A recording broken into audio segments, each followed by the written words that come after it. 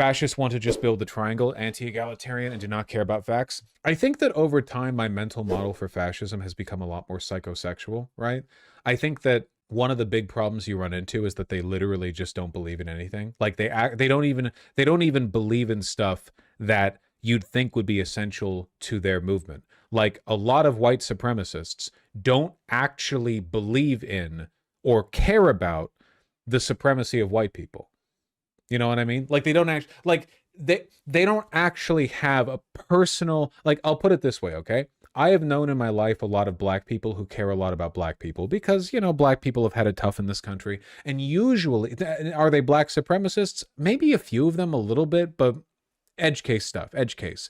But how do these people who are not fascists, how do they treat the black community? Well, in my experience, these people fucking love the black community. They're invested in it. They care about it. They want to promote black art and black culture. They want people who are black to be happy, to manage the difficulties of living in a racist society. Well, you know, they want to support the community, basically. Now, I think that people are preferential, like, one way or another, right? You could fairly argue that even though I never really think of, like, belonging to I don't think of myself as belonging to a white community. I do belong to a broader community that's made up largely of, like, online, internet, irony, poison types, and that is a very, like, white subculture, you know, disproportionately. So I'm not suggesting that having a bias, consciously or otherwise, necessarily means you're wrong for it. I don't think it's bad if you're a white person and you mostly hang out with white people, or black people who mostly hang out with black people. It just depends on the circumstances and how you feel about it and how you act with it. But the point that I'm getting at is, like, when I see these tendencies from people who are just in-group oriented for their own reasons, they care about the community. I have never seen a Nazi or a white supremacist or a white nationalist who cared about white people. Literally none. I have never seen it. I have not once, not a single time, not once. They do not care. And when pressed on it, they have no love for their, you know, racial brethren. They don't care about their culture. They don't care about art produced by white people. They don't care. They will instantly jump on art made by non-white people if it's even slightly politically expedient to them, you know? They will hate a white person over nothing, and they will personally make friends with and be sexually attracted to a wide range of people who are from groups they consider undesirable. They do not believe in anything, not even like the basic bias or emotional you know, the what you'd consider to be like the root of why they think the way they do. It's insane. At the end of the day, it's about the psychosexual element. It's about feeling insecure. It's about grievance culture, that sort of stuff, you know? And one of the reasons it's so difficult to talk with them is because they think you think like that too. They don't have a good theory of mind. It's one of the reasons why people on the right, genuine question, have you ever seen a person on the right, from conservative to neo-Nazi, anyone in that range, ever accurately describe the intentions and motivations of a left-leaning person? Exactly. Even the relatively moderate conservatives struggle to understand the concept of progressivism. They never give any credit. They never, ever, ever do. And I think that's because on one hand, they lie all the time, but even when they're not trying to lie, they just have a very bad theory of mind. They have a fundamentally supremacist worldview. They think of people as innately oppositional, and all of their grievances are framed through their own personal framework. They can't sit down. Like, I can easily sit down and think of reasons why a person would be a white supremacist. I would disagree with those reasons, but I can lay them out. I can describe them dispassionately. I'm able to. They can't do that for us. Or at least I've never seen them do it, you know? Maybe somewhere out there is a monkey that can talk. I haven't met one. If they could, they wouldn't be what they are. Yeah, I think I agree with that to a large extent. Never ask a woman her age, a man his salary, or a white supremacist their partner's race. Yeah. Never ask. The most consistent one is never ask, like, an insane racial grievance, anti-white black girl the race of her boyfriend. That one is like 99%. Like the kind of black girl who will post on social media about how, like, white men are awful nonstop. Like, not just a little bit or like as part of a broader political thing, but like obsessively. That one's like 99% accurate. Yeah. This is one of the reasons why I really hate the racism equals prejudice plus power thing, because in reality, the underlying tendencies that describe things like fascism or racism or whatever are psychological characteristics that have nothing to do with how much power you have in society. You can make an argument about like their expression in political systems, but as a personal modality, that shit, you can find that anywhere from any group of people. I think it misleads. Weird way to make this point, Vaush, with the racist black girls having white boyfriends thing. No, I think it's perfectly salient. It's actually really like observable in reality. But yeah, I mean, it's bigotry, right? It's not good. Bigotry is bad, in my opinion. Maybe you disagree. I remember seeing a lot of black people cannot be racist years ago. Yeah, I always thought that was like a weird the dropping off of it was like a weird expression of an academic tendency, a misrepresented position that just took off in the mainstream. And I'm glad that people don't say that shit anymore, but I do worry when the next like woke boomerang comes around, people are going to go in that direction. I think it actively gives you a much worse understanding of how these tendencies work. Psychologically, there is very little differentiating these bigoted tendencies, no matter the relative social power of the people feeling it. Or to put it another way, like to a Palestinian right now who is bigoted against Jewish people, one could only imagine what might have happened to have incurred their, distaste. The bigotry as it's expressed in that person's mind is in many cases identical to the bigotry of some IDF soldier, like gunning down Palestinian children, Obviously the difference there is not the mental state. The difference there is the level of actual power, which is a very important consideration. But if you're going to focus on bigotry, racism, transphobia, whatever else, at its core, especially when it comes to engaging with people interpersonally, you have to understand it as a psychological phenomena, or a psychosexual one, because realistically, like bigotry almost always comes down to being jealous of somebody else's cock. Unfortunate that it comes down to something that trite so often, but it often does.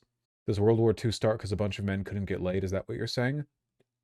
If you want to be really, really reductive, the core of the Nazi brown shirts and of the veterans groups that assisted Mussolini when he took control of the government were angry, dispossessed men who felt like they weren't properly thanked or rewarded for their participation in World War I. And this was a wide range of things, from like them feeling cucked by Jews, which was a common belief in much of Germany, right? Anti-Semitism was less common in Italy because they just had fewer Jews, so it was less socially relevant. But there was still this feeling that they'd been cucked out by like the aristocratic royals, in Italy. The fact that the ruling elites didn't respect their sacrifices for the country. They felt humiliated.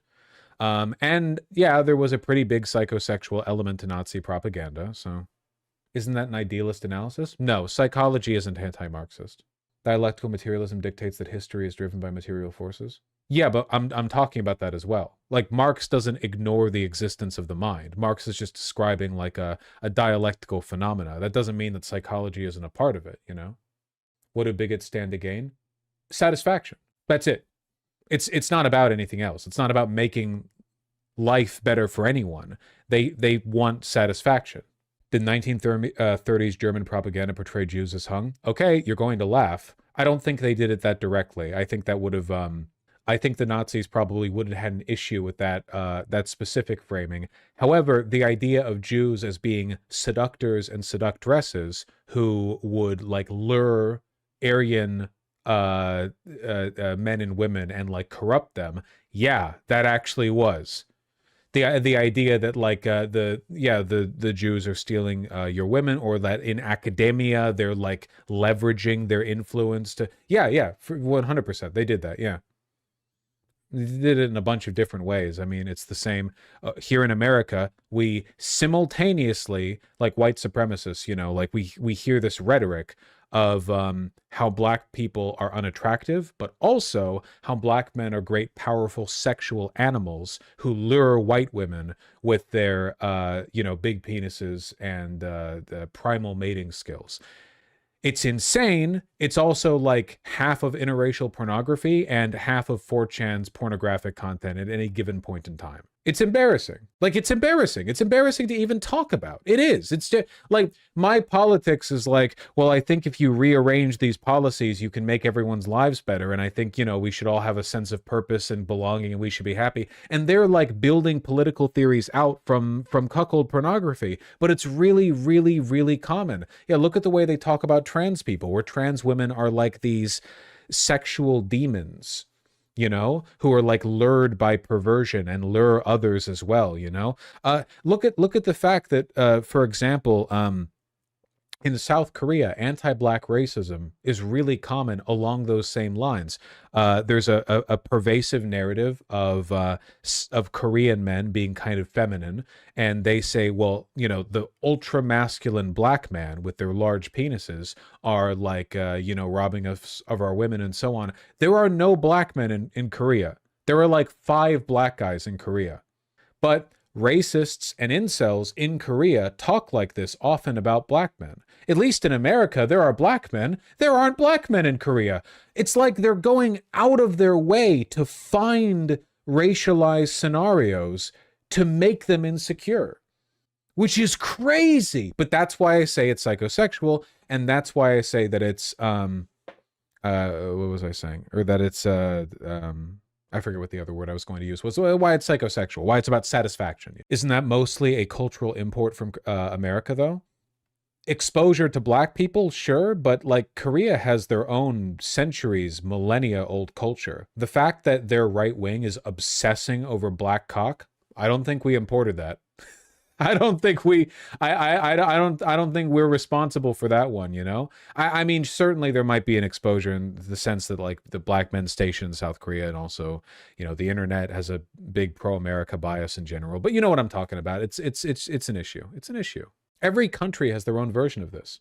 You know, they do this in Italy. In Italy, they do this with like Ethiopians. Like in America, our black people are African Americans by and large. But in Italy, they have darker skinned people in the south of the peninsula, and you have like, you know, people from the crossing the Mediterranean to land there and so on, and they do the same narrative there. They do the same narrative with these people. They're always doing it. No, because those same messages weren't coming out with the same people. Well, also, those things aren't necessarily mutually exclusive, but also, like, I just don't think those are comparable, Dennis the Peasant. Vaush, have you been blacked? Let me check your message history to see how long your ban should be. Meow. Well, I'm in the chat. Hey, chat smuggy. As a trans person, we have mental. Have you slept with a black man? Vaush, have you been blacked? This one's for your own good. You frankly, you're contributing to negative stereotypes right now. Is all I'll say. Okay. You need to reassess how you talk to people, and also how you think. Dude, I've got to fucking go. Why am I still here? Oh my god. You guys can't stop talking about black dicks or something.